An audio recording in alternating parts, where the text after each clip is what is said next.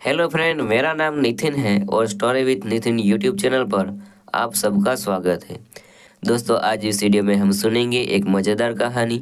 जो आपको ये कहानी पसंद आए तो वीडियो को लाइक और चैनल को सब्सक्राइब जरूर कर दें ताकि आने वाली हर कहानी आप सुन सके।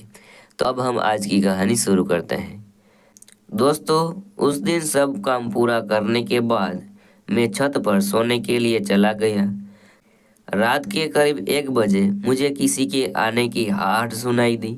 मैंने धीरे से आंखें खोली तो देखा कि सुनील नीता को छत पर बने एक कमरे में ले जा रहा था, जहां घर का पूरा सामान रखा हुआ था। मैं तुरंत समझ गया कि रात के 1 बजे नीता को कमरे में क्यों ले जा रहा है, पर मैं अपनी आंखें बंद करके सोने का नाटक करता रहा। उनके कमरे में जाने के 5 मिनट बाद मैं भी उठकर वहां गया। जब मैंने दरवाजे के ऊपर बनी खिड़की से अंदर झांक कर देखा तो वो दोनों तो भाई लोग, आगे की कहानी बड़ी मज़ेदार होने वाली है, तो वीडियो पूरी ज़रूर देखना। मेरा नाम राकेश है, मैं कानपुर का रहने वाला हूँ और मैं नौकरी करता हूँ। वह जून का महीना था। कोरोना के बाद धीरे धीरे सब खुल रहा था।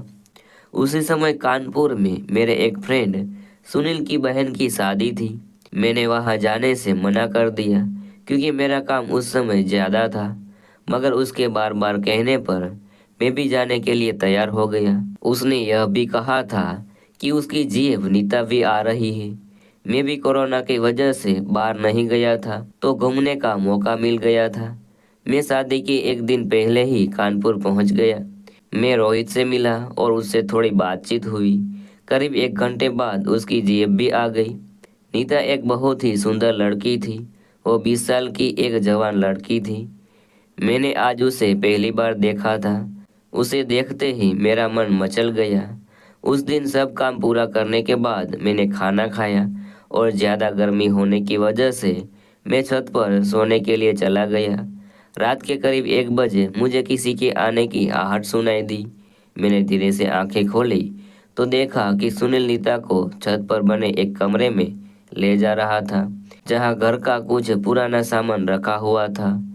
मैं तुरंत समझ गया था कि रात के 1 बजे नीता को कमरे में क्यों ले जा रहा था, पर मैं अपनी आंखें बंद करके सोने का नाटक करता रहा। उनके कमरे में जाने के 5 मिनट बाद मैं भी उठकर वहां गया।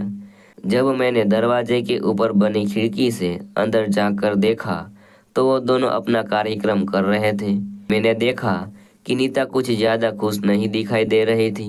मुझे समझ आ गया था कि सुनील उसको खुश नहीं कर पाता होगा। थोड़ी देर के बाद जब वो निकलने के हुए तो मैं अपनी जगह पर जाकर लेट गया और सोने का नाटक करने लगा। वे दोनों नीचे चले गए। उनके जाने के बाद मैं रात भर नीता के बारे में सोचता ही रहा। फिर सुबह 4 बजे मुझे नींद आई और मैं सो गया। अब मैं मौके की तलाश में लग गया। उसी दिन रात में शादी थी। शादी में नीता ने लहंगा पहना हुआ था। कुछ समय बाद नीता ने सुनील से कहा, तुम साथ में चलो, बीच रास्ते में अंधेरा है, मुझे डर लगता है। सुनील ने कहा, तुम रोहित को साथ लेती जाओ, मुझे यहाँ पर काम है। मैं भी तुरंत तैयार हो गया।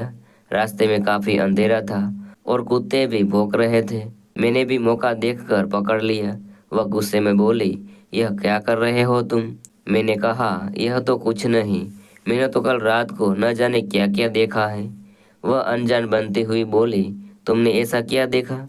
मैंने अपना फ़ोन निकाल कर उसे वीडियो दिखा दिया जो मैंने कल रात को बनाया था। वह बोली, इसे डिलीट करो। मैंने कहा, हाँ हो जाएगी, लेकिन मुझे क्या मिलेगा? नीता कुछ नहीं बोली और कमरे की ओर जाने लगी। मैं भी धीरे धीरे उसके पीछे चलने लगा। वह घर आ गई और कमरे में चली गई। फिर अचानक से उसने मुझे आवाज़ दी, रोहित 1 मिनट अंदर आना। मैं अंदर गया और पूछा, हाँ बोलो, क्या काम है? वो बोली, तुम्हें क्या चाहिए? मैंने कहा, जन्नत। नीता बोली, अगर तुम्हें वह मिल जाए तो तुम वीडियो डिलीट कर दोगे? मैंने कहा, हाँ बिल्कुल। वो बोली, ठीक है, लेकिन अभी नहीं, यहाँ पर कोई भी आ सकता है, हम किसी और जगह मिलेंगे। मैंने कहा, ठीक है। उसने कहा, ठीक है, तुम बाहर जाओ, मैं जल्दी से तैयार हो जाती हूँ, वरना सबको शक हो जाएगा। मैं बाहर जाकर खड़ा हो गया। वह भी 5 मिनट में तैयार होकर बाहर आ गई। फिर हम दोनों वापस जाने लगे। हम दोनों शादी वाली जगह पहुंच गए। उस रात हमने खूब मस्ती की।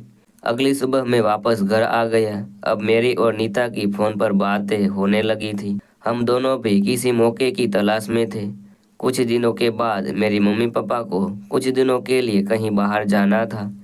जब वो चले गए तो मैंने नीता को कॉल करके अपने घर बुला लिया। थोड़ी देर के बाद वो भी आ गई। मैं उसे कमरे में ले गया और फिर करीब 3-4 घंटे बाद मैंने अपना काम पूरा कर लिया और नीता भी अपने घर चली गई। तो दोस्तों, आपको मेरी यह कहानी कैसी लगी वो कमेंट में ज़रूर बताना। और अगर आपको कहानी अच्छी लगी हो तो वीडियो को लाइक और चैनल को सब्सक्राइब जरूर कर देना, ताकि आने वाली हर कहानी आप तक पहुंच सके। तो आज के लिए इतना काफ़ी। मिलते हैं नई वीडियो में नई कहानी के साथ। तब के लिए bye, thank you, take care.